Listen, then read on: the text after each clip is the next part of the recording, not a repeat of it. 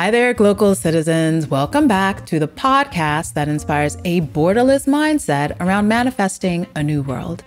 I am your host, Florence Adu, coming to you with part 2 of my conversation with Dr. Juleen Christopher. Dr. Juleen Christopher is the founder and inspiration strategist of Beyond the Fork, a consultancy aimed at helping companies, their leaders, and their employees navigate interpersonal challenges and work more effectively as teams. A cognitive behavioral research scientist by training, she's passionate about working with tools to help guide and empower individuals to become accountable for their holistic health and well-being through education, understanding, and personal growth. A Virgin Islands native, she was born and raised in St. Croix and now calls her mother's land, Tortola, her second home, as she's recently added proprietress to her accomplishments as the newly minted owner of St. Bernard's Hill House, a 5-star luxury villa experience in the British Virgin Islands.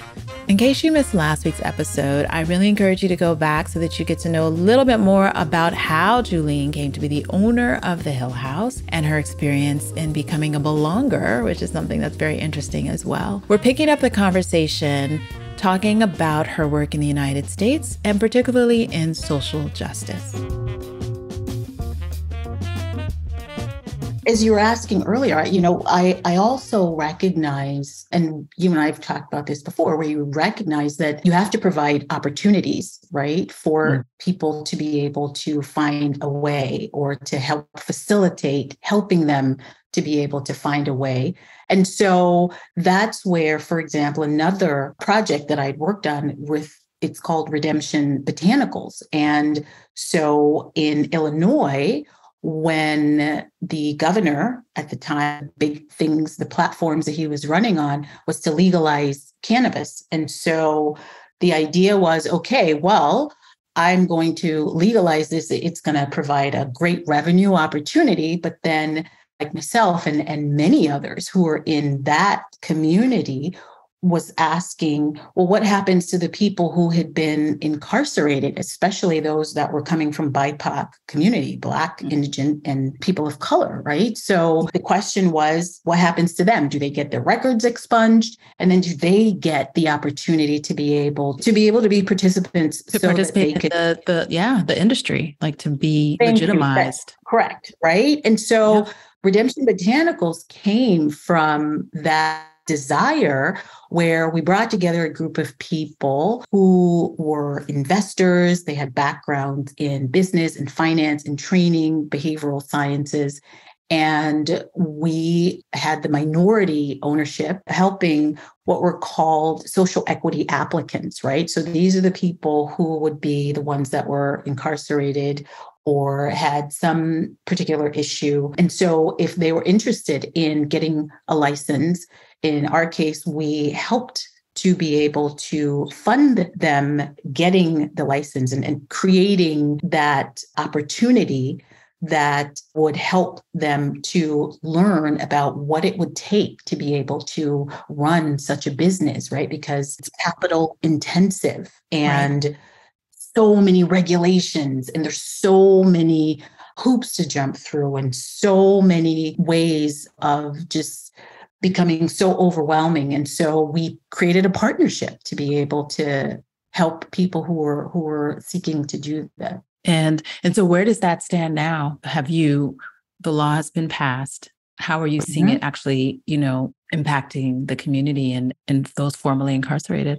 My understanding, so because we live in Minnesota, my partner and I were the ones participating in Redemption Botanicals, which was created in Illinois. Right. The records were expunged. There were hundreds upon hundreds of records.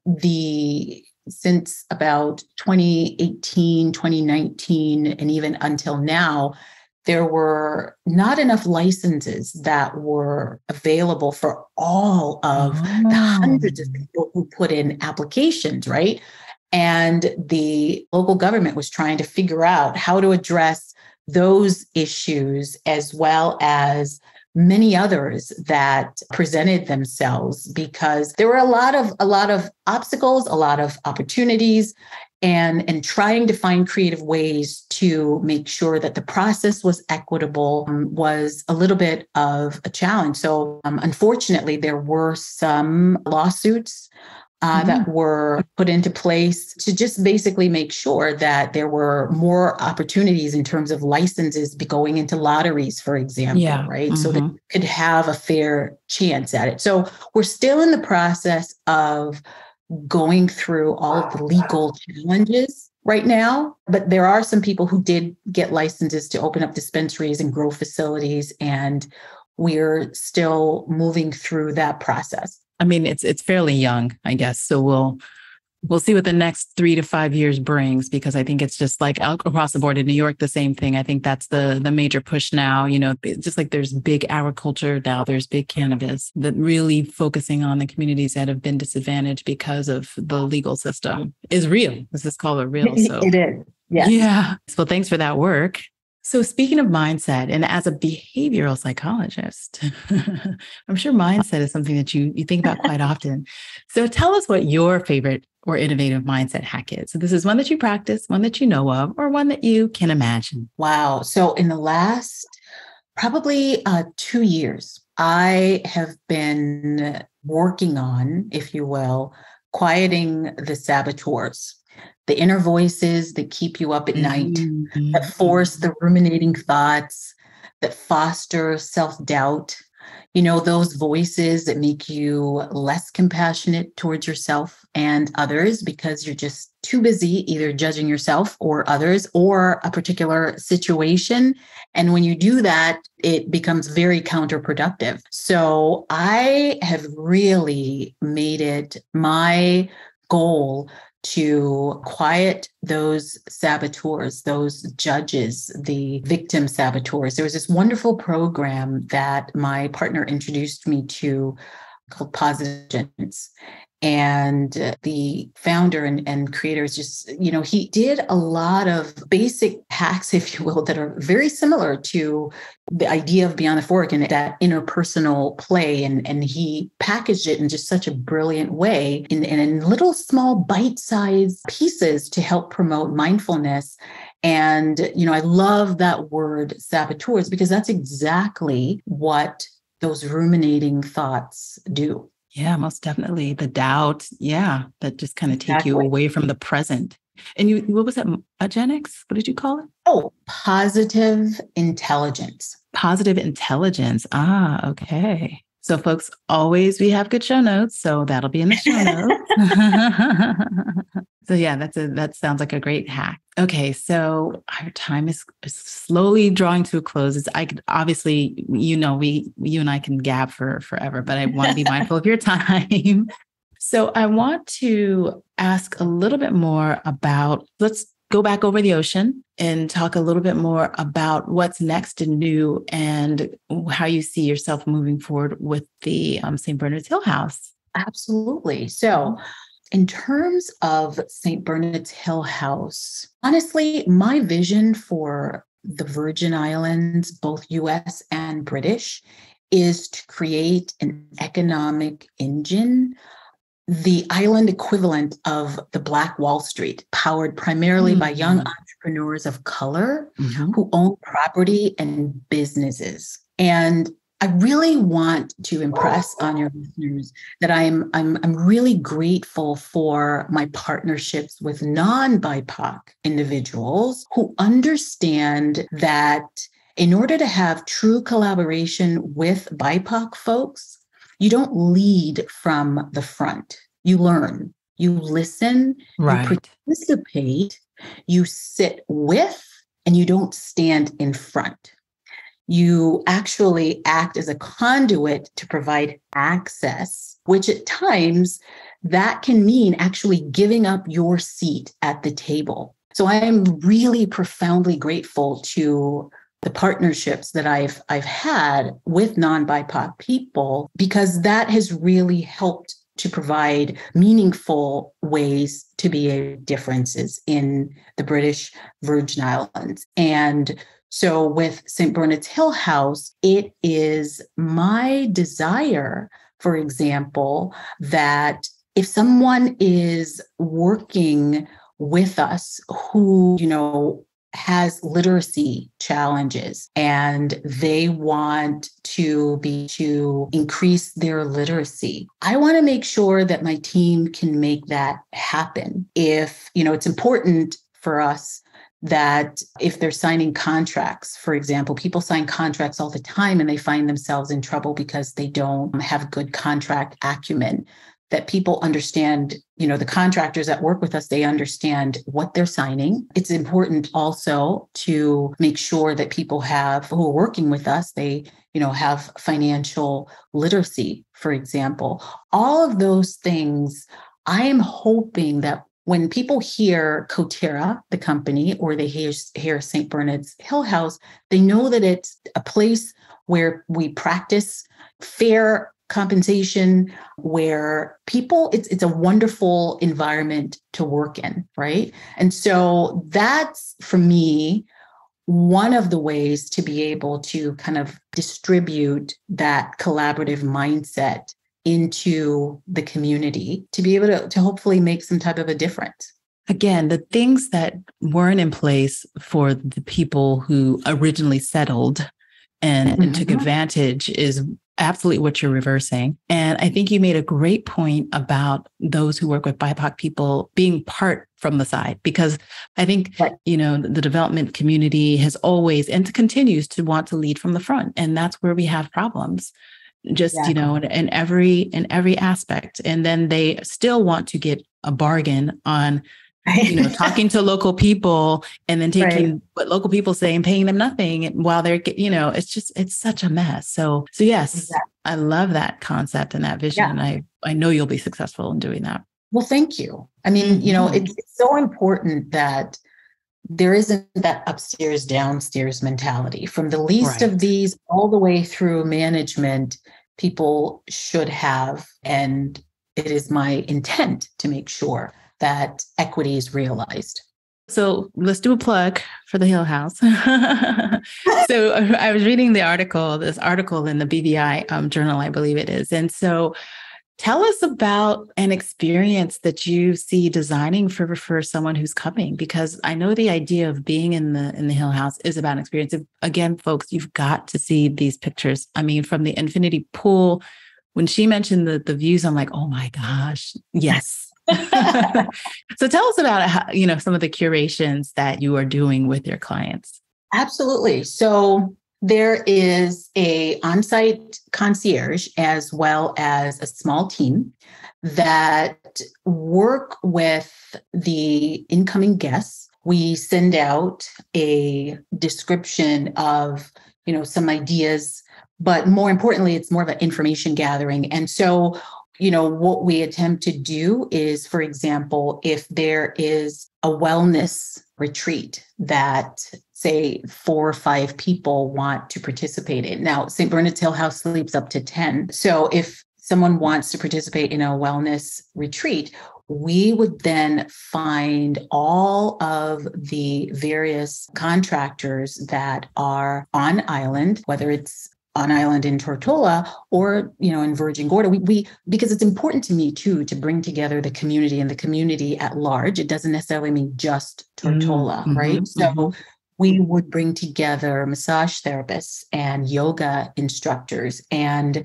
our in-house chef would, after getting people's dietary requirements, would curate culinary experience from start to finish, breakfast, your snacks, dinner, and then also whatever other types of activities, especially water activities. I feel like water is very healing. It is, if I had spirit, it would be the water god.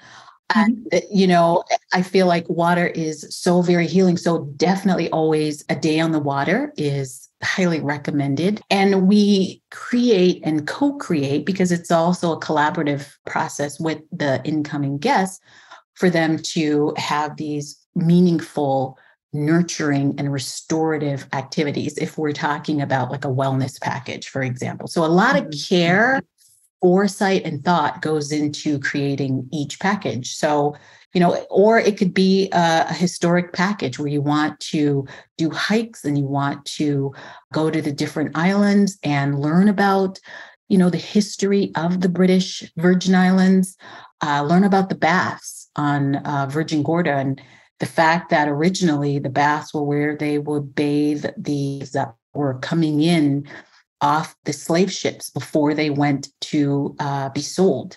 And, if people want that level of a curated experience, they can have that, from being very honest about paying attention to the history of a place and understanding the history within the context, to just someplace where you can just go with your family and just be rejuvenated and to just be, to rest, have your soul be fed. Whatever it is, we will make it happen. It sounds wonderful. Yes, so exciting. The seasons are, I guess kind of the rainy season or hurricane season starts in September. So you're really most busy during now, winter months?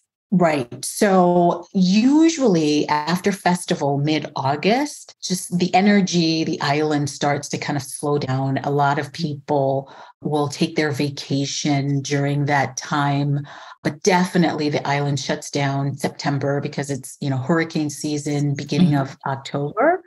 And then it starts to pick up again towards mid to end of November. So definitely the high season is December, January, February time. And then, in the spring and throughout May, June, July, what we like to do too is then open it up to a lot of the locals, right? Because one of the things I also want to do is to create St. Bernard's Hill House from the perspective of venue experience that the locals would be able to also participate in. Those views, many people who I have brought up, for dinners or for meetings whenever I'm on island, many of them have never seen my island from this vantage point. And so I want to provide that opportunity to be able to allow many locals to experience the beauty and the wonder of, the island in which that they live, and to experience nature from a very, very different perspective. That's great. That's great. Show notes, guys. I just wanted you to tell us where to find the Hill House and all your socials. It will be in the show notes, folks, but let's hear it straight from the proprietor. Absolutely. So there is a Facebook page.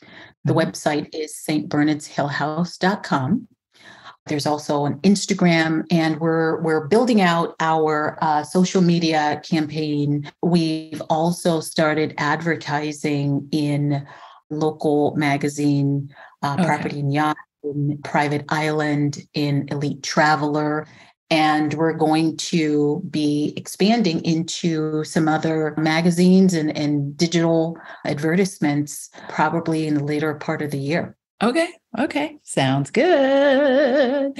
So let's talk about the Dr. Christopher, the Juleen, who's not this business person, who's not trying to change the world, who's just being who she is. So what do you do in your time? Are you a reader? Are you a watcher? Are you a listener? And what are some of your favorite reads, watches, or listens? Or, of course, whatever else you do to fill your own non-work time. Absolutely. So non-work. All right. So I will skip to the part where I'm not talking about books that are like worky books. Isabel Wilkerson and her Warmth of Other Suns and medical apartheid and different things like that in the space of, health equity. But those are good reads, guys. Don't pass those them up. And medical apartheid, I'm still working my way through it. It's so heavy, guys. Exactly. Yeah, that's right. So let's see. For sheer pleasure and fun to unwind. I love sci-fi. I love medical mysteries. I love murder mysteries. Funny, a friend and I are in a 2-person book club, and we are rereading one of my old favorites, Sue Grafton's Alphabet Murders.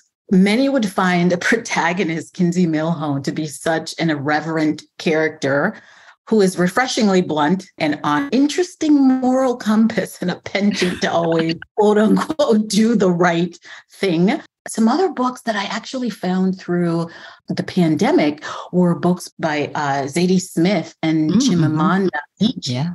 Yeah. So that's what I spend my time reading. In terms of listening to, I, of course, always love to stay connected to the oldies but goodies from home in the Caribbean.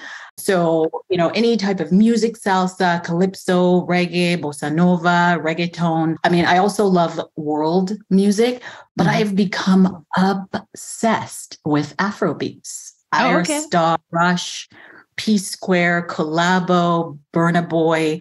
I also love Angelique Kidjo. Yes. The Afrobeats music, it's hard to explain, but there is just this unspoken connection, and it feels so very restorative for me. And some of my friends, they'll say, can we listen to another station? Because I'm tired of listening to the same song on repeat. But, because a lot of it is the same artist, but different songs from them. Yeah. But I really love it. I'm not a big social media person, except to learn how to grow, my business, or to learn how technology is changing the healthcare landscape, for example, to participate fully on my various boards. But I found Netflix during the pandemic. And so, I've most recently been watching African folktales reimagined. Oh, yes. Right. Yes. Yeah. So I think I've gotten through 3 of them. Have you gotten through all of them? I have gotten through 4, I think. Okay. 4. But also I watch different series because I really believe that representation matters. And so I love Kim's Convenience. It's about a Korean family who lives in Canada and owns a grocery store, and just kind of all of the different shenanigans, that they find themselves in, but also, just promoting what matters most to the parents, to the elders, right? And how that then translates into what their children then learn and how they show up in the world. And also, I think Mindy Kaling created this particular series called Never Have I Ever, about a young Indian teen. I totally love her, who lives in Sherman Oaks, California. She lost her dad, and she's now navigating high school and puberty, having exactly, and very traditional mom and grandmother, but really powerful women. And so I've, watched The King, and I've even, just really for the sake of going back to, just my roots in terms of my dad, who from Curaçao and the DR, watching La Reina del Sur, which is the Queen of the South. Teresa Mendoza is, some would argue, why are you glorifying, selling drugs? But it's not that. It's her story that is just so meaningful. And the fact that, how she traverses all of these obstacles to be able to become who she is, but while still maintaining that element of humanity, because the people that are closest to her and around her are who she is constructed to be, her family. So are you a fluent Spanish speaker? Now I read Spanish and understand Spanish a lot better than I actually speak it. So growing up in the U.S. Virgin Islands, it is the second language, but a very, interesting story. So on my father's side, we have from his mother, her siblings, they all migrated to different islands. And as I said, there's some in Curaçao where they speak Papiamentu, they speak Dutch, they speak Spanish, they speak Portuguese. There's also family that are in the DR. And so when we were growing up, we heard Spanish in terms of the community, in terms of family members. My parents were so almost just obsessed with making sure that, English. we didn't exactly, we didn't spend too much time being different. Right. And so, while you spoke it because you had to speak it in terms of learning comprehension, just or at school, we didn't hear it from our parents, the ability to actually be very just quick in terms of responses was always then in English, right? So now, over the years, I have really time, especially since I've been spending so much more now with my family in those different islands, they chide us all the time, like, why aren't you speaking the language? Why are you not more engrossed? And so many in my family, we've made it our mission to move beyond just reading and understanding, but really being able to connect with the family members who actually responding, because there is just something that it does to you when you're able to sit in that space and not just hear it, but are actually moved by the language and respond in that tongue. Exactly. Good for you. Yeah, thanks. Yeah. Juleen, this has been wonderful. Thank you so much for your time, for your insights. You're a star. What you're doing is wonderful. And I really appreciate, because everything you've talked about really is what this Glocal citizenship is really about. Like just really being from a place, going back to that place, and then just spreading a wide net of let's all be better. And so I thank you so much for what you're doing and for your being. Thank you. Absolutely. And honestly, I thank you. I was very honored to have the invitation to have this conversation with you. I hope your listeners find it, in just very useful, informative, that, it's helpful in some way to them. So thank you so much for the opportunity. Sure. And on that note, do you have any last thoughts that you'd like to share with our audience? I would say, find the time. Be kind to yourself. I have to remind myself of that all the time. My partner reminds me of that all the time. To be kind to yourself. And more importantly, when you remember to be kind to yourself, you are actually opening space for the opportunity to then also be kind to others. And it just goes back to that human-centered mindset that I have, that collaborative, that community mindset, because it's only through the engagement with others that we're able to actually just find so many meaningful and creative ways to address the challenges that we find ourselves having as citizens of this world. How about that? Wonderful last thoughts. All right, Glocal citizens, this has been another episode of the podcast. You can catch us Tuesdays with new episodes at glocalcitizenspod.com. Don't forget to check out the show notes, folks, because they're rich. And as always, please like, share, subscribe, leave us a review, particularly on Spotify or Apple. Please leave a review so that other people can find great content online. And until next time, bye for now.